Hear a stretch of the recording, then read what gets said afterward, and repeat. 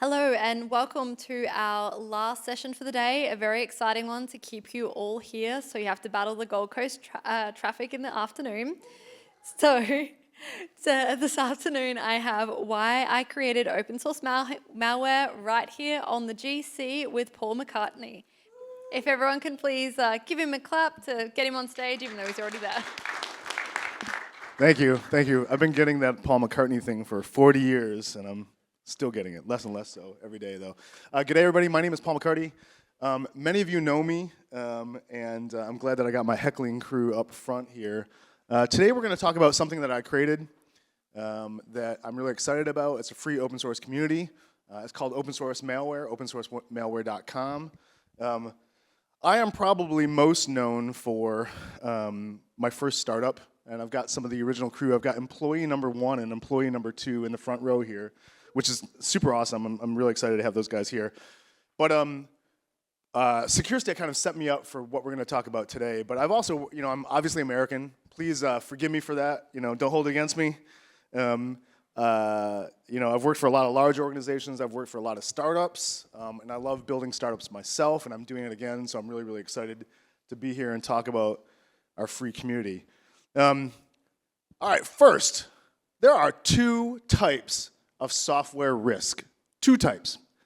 The first type of software risk is vulnerable software, right? This is where software engineers accidentally add vulnerabilities or bugs to the applications they build, right? That's an oversimplification, but you get the gist of that, right? So basically, these kind of things kind of stand out in code. You can find them, the use of kind of, older techniques and things like execs and things that you can kind of find in the source code.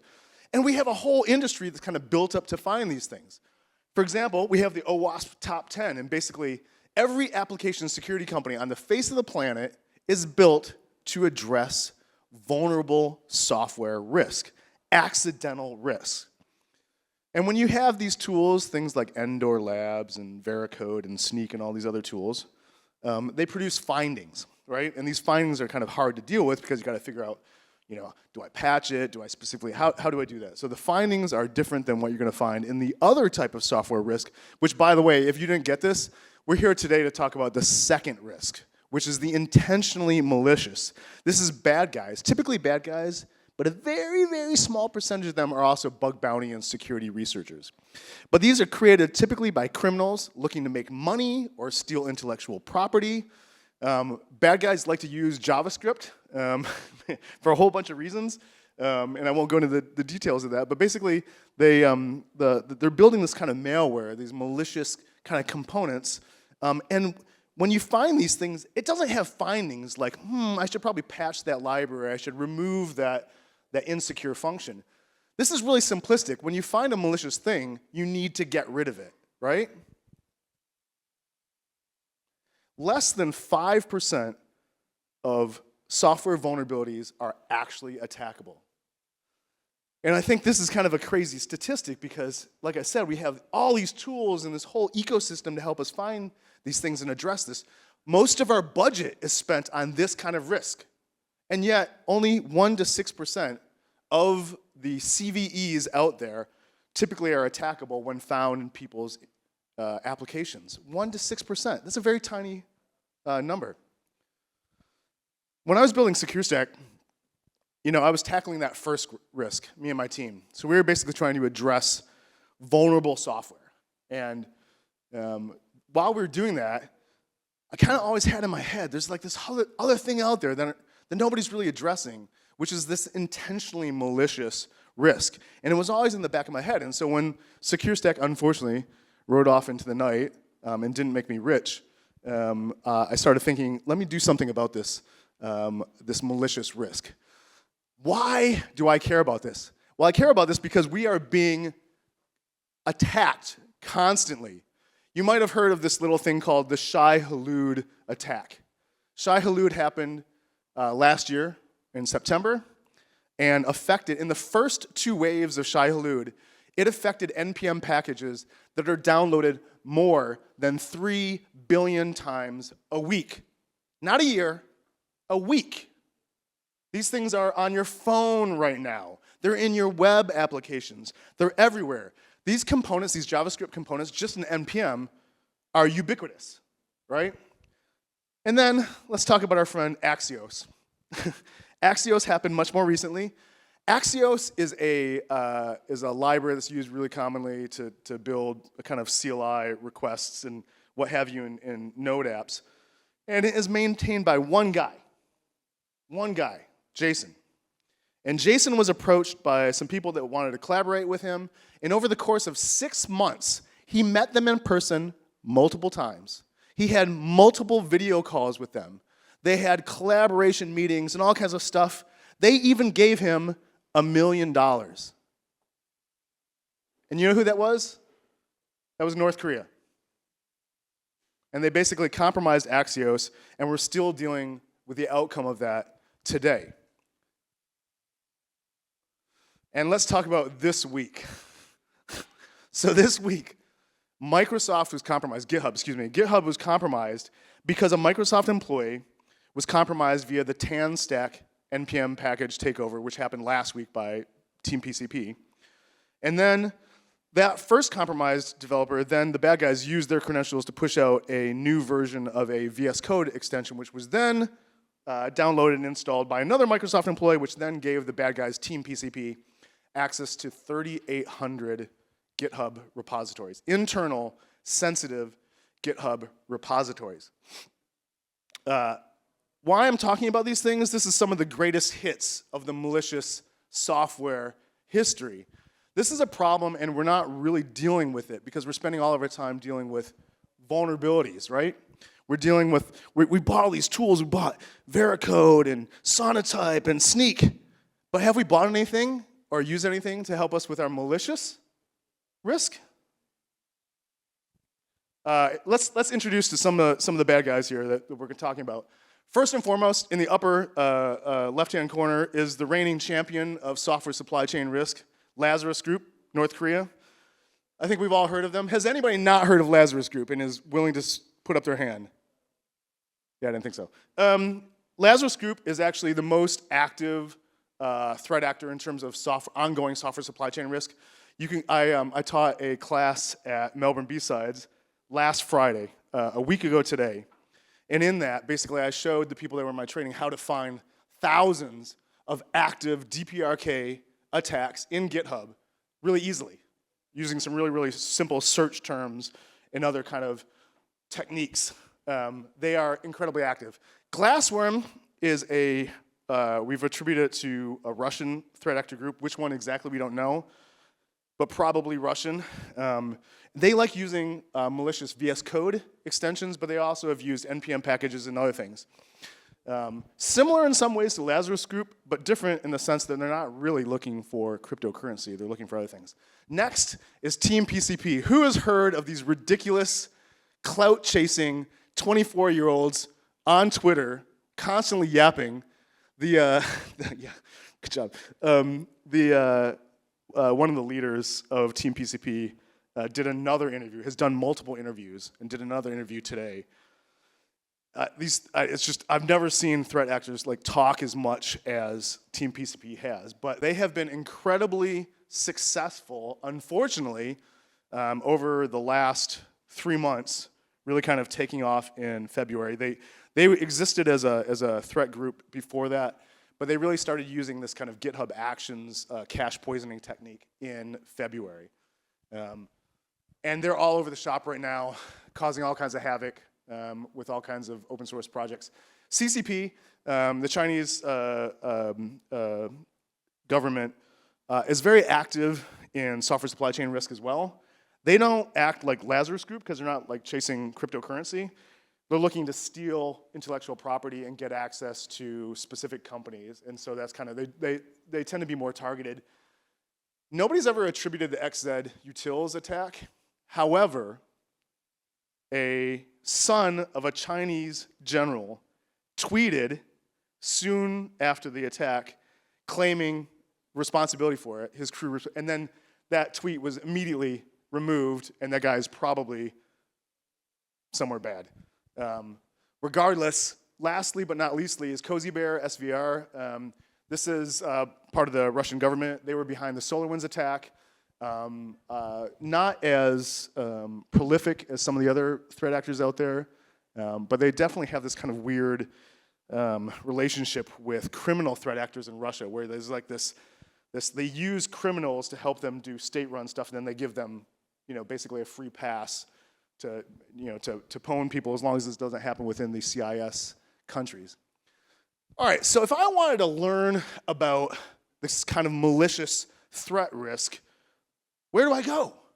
Well, one place to go to is OSV. Who's heard of OSV.dev? You wrote the integration to it, right? Yeah, right. OSV.dev is actually a collaboration between Google, you might have heard of them, and the Linux Foundation in the form of OpenSSF. And it's a great resource. They started out with a vulnerability database. You can go to osv.dev. It's an awesome tool. Looking for those kind of vulnerability risks is great for that. They do support, I had another slide here. Anyhow, they do support malicious packages. They started supporting malicious advisories in 2023. So I got involved in 2025, and I quickly started adding advisories to OSV. And even now, I took the screenshot today. If you look at the last 2 years, I'm still number 3 after Caleb that runs it. Caleb is a great guy. He's Australian. He actually basically is the head of the OpenSSF malicious packages project. And then you might have heard of Depended By, and then it's me. So I've written a lot of these advisories. I understood it, and I was really excited about being a part of the process. The problem is, really quickly, I realized OSV isn't giving me the data that I wanted. And let's take a look at why.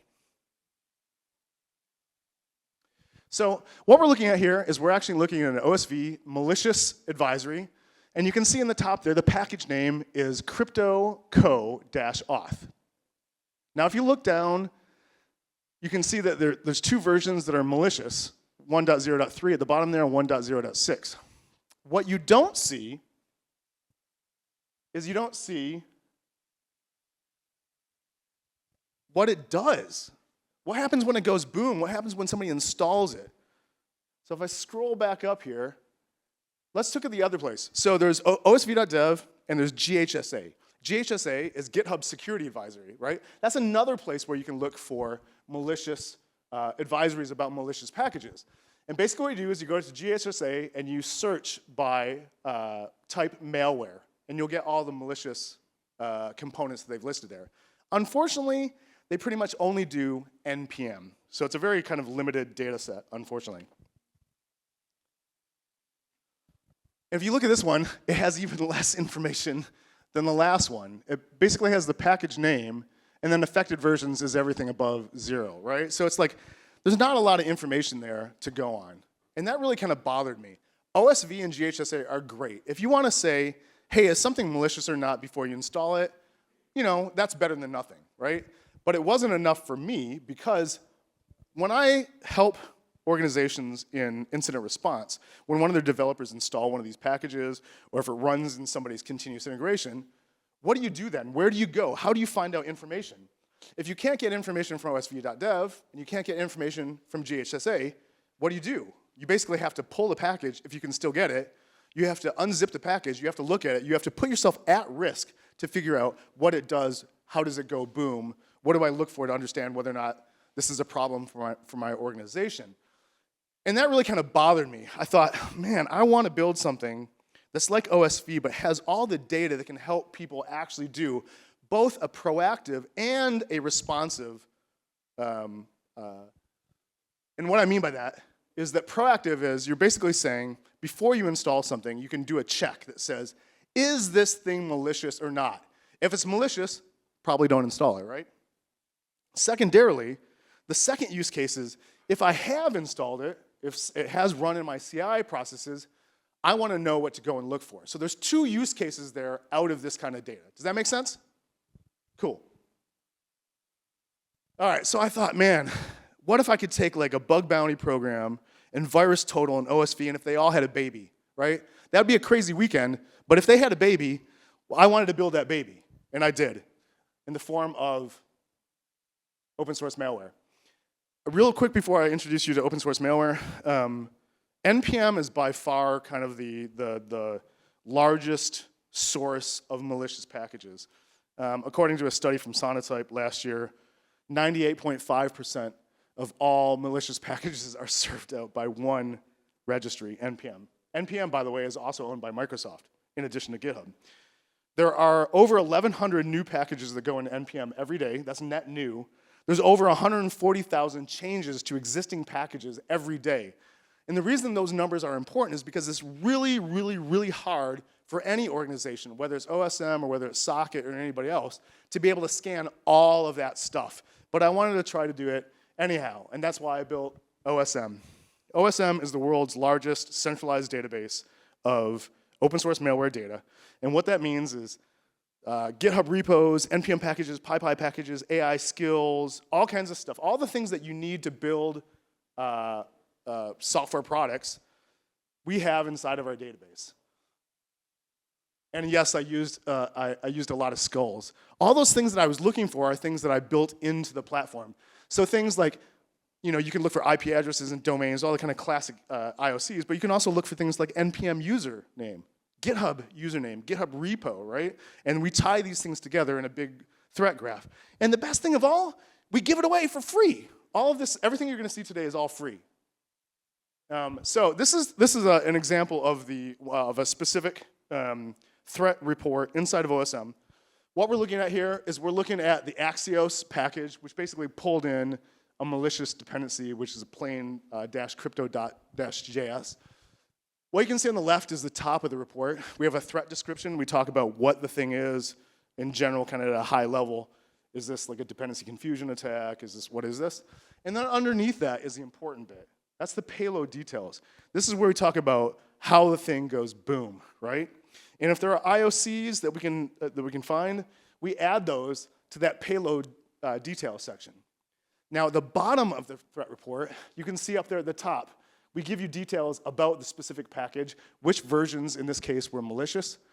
Most of the time, malicious packages, especially in NPM, were born to be malicious. The only time that we have like specific versions that are malicious is when we have an account takeover, which is what we've been seeing a lot lately with Team PCP and the Axios attacks. That's where you have a legitimate maintainer that's been compromised, and then basically the bad guys push out one or more malicious versions of that. But then, it's a legitimate package, just some versions are bad. So if there are specific versions that are malicious, they'll be up there under affected versions. If all versions are malicious, guess what? It says all. Makes sense, right? Underneath that is the threat actor information. I've blanked that out. Underneath that are any evidence links that we've got. So you can click on those evidence links. That'll take you to places like Socket or Step Security that have done like bigger reports that you can find.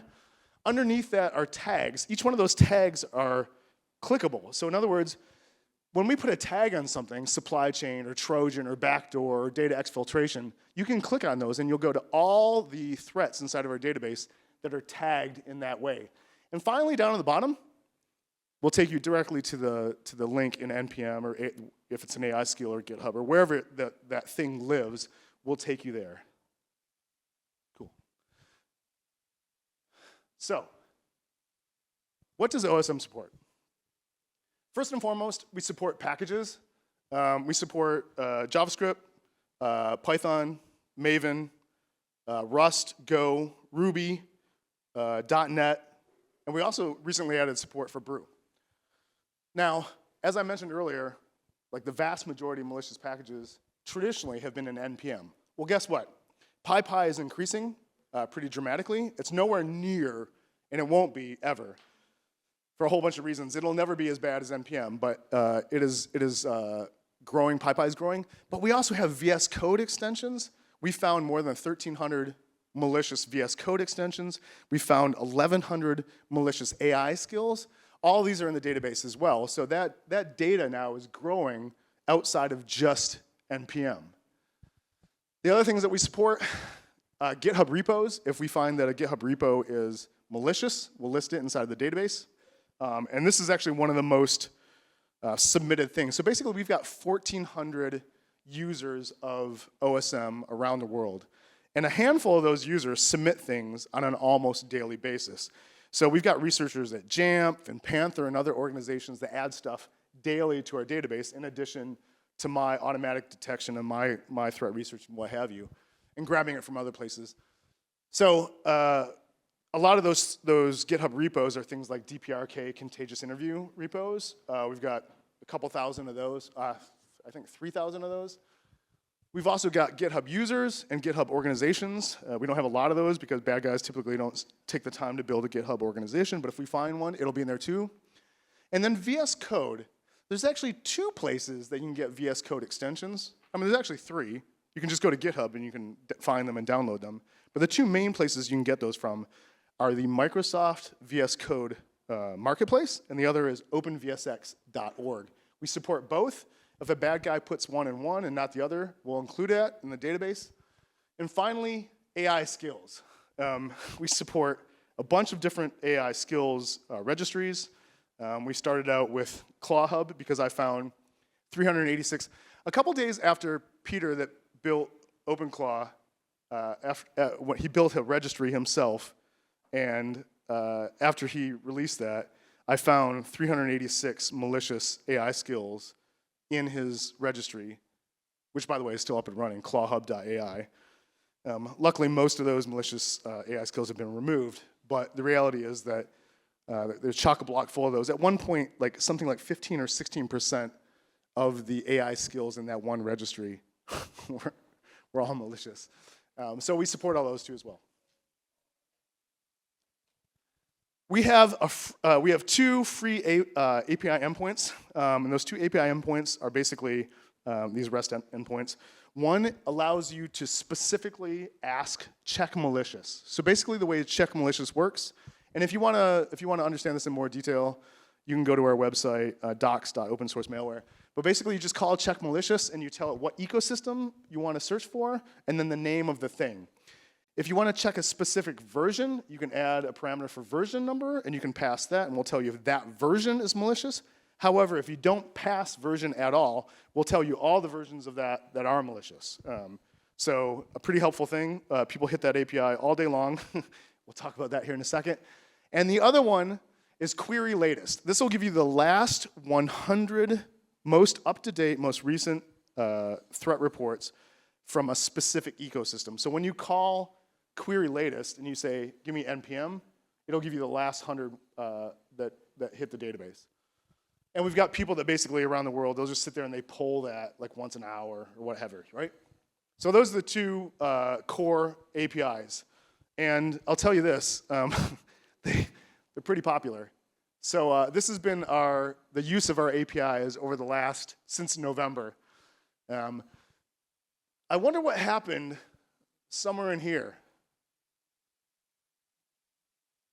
One of the Team PCP waves, we're calling them waves. I don't know how many waves we have now, but the reality is that the usage of our APIs has jumped up dramatically as Team PCP and some of these other kind of account takeover style attacks have happened. And I've had to upgrade the database repeatedly to meet that need. But the reality is that all of those API calls are free. Nobody's paying for those, right? So I suggest if you're interested in adding support for the ability to cover off your organization for this kind of malicious risk, feel free to use these APIs. They're free. They always will be free. If you have any questions about it, feel free to reach out to me. I'm really stoked to have built something here on the Gold Coast that people are using all around the world and solves the pain that I had when I was looking for these things with things like osv.dev and GHSA. And that's it for me. My name is Paul McCarty. Thanks so much. Appreciate it, guys.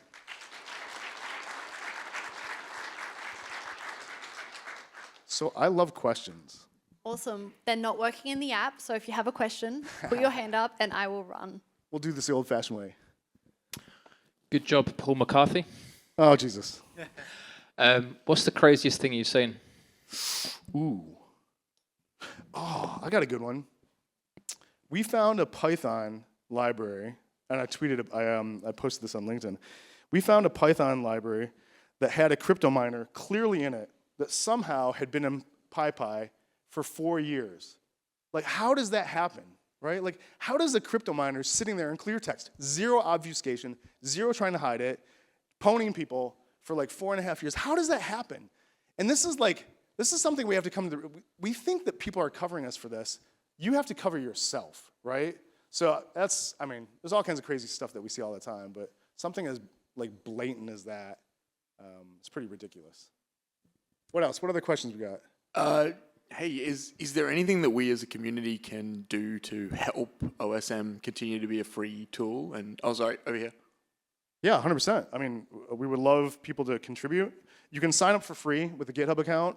If you really, really want to use an email, ping me and I can send you an invite for an email account, but we prefer people to use their GitHub accounts. And you don't have to use your main one. You can create a throwaway account if you want to. I don't care. But yeah, I mean, basically it's pretty straightforward to answer your question. If you find something, add it, submit it. 100% of the things that go into the database are verified by human, typically me, but we also have a number of volunteers that help me with that. So the number one way that you can help with it is basically, submitting stuff. Or alternatively, if you don't find like a net new malicious component, but if you identify that some piece of data inside of our database is wrong, for example, if we're missing a version, or if we get versioning wrong, or something along those lines, you can feel free to edit it. So when you go to OSM and you go to a specific report, down in the lower right-hand corner, you can modify the report, click that, and you can change whatever it is, and then we'll take a look at that, verify that that change is legit, and if so, we'll just pass it on. Oh, and you get points. For every net new thing that you add to our database, you get 3 points, and for every change or modification that you add that's been verified, you get 1 point. And so far, we're sending people swag, but at some point, I gotta figure out what else to send them, right? So if you got any good ideas, I'm open to that too as well. What other questions we got? So what is it about NPM that makes it uniquely represented in the stats here? Like, obviously there's scale, but we don't see this same amount of vulnerabilities on crates, on PyPy, on any other massively deployed dependency system. Yeah. I mean, you should have come to my DEF CON talk, because I specifically talked to that. But the reality is that there's a bunch of things with NPM that make it particularly juicy for bad guys. One is it's really easy to onboard and immediately be like deploying malicious packages. Unfortunately, there aren't a lot of controls in NPM like there are in PyPy. Not that PyPy is perfect, it's not. Another thing is that you can create a namespace. So for example, if @Microsoft exists, which of course it doesn't, but if @Microsoft or @NAB Bank or something like that was open, you can just grab it. You don't have to prove that you work for Microsoft. You don't have to say that create a text record in DNS to prove you own the domain or have an email address. You can just grab it. And so what that means is that bad guys can go and create namespaces that look legit, but they're just bad guys that are grabbing a namespace for somebody that hasn't created the namespace themselves. So that's another thing. And the reality is that JavaScript is just more incestuous. And what I mean by that is that JavaScript packages call more transitive or secondary dependencies than any other language on the face of the planet. I think we're at over now 1,100 dependencies per NPM package. So basically every NPM package calls over 1,000 other NPM packages. That's part of the problem, just this kind of constant needing to bring in more packages, so the risk is spread across more packages, and that's just part of the ecosystem. They built it to have, no batteries included, right? So you just got to include a library for everything, basically. There's other things too as well, but I won't go into too much detail. What else? Those are good questions. You guys all just want beer, right? Any other questions? Yeah, man.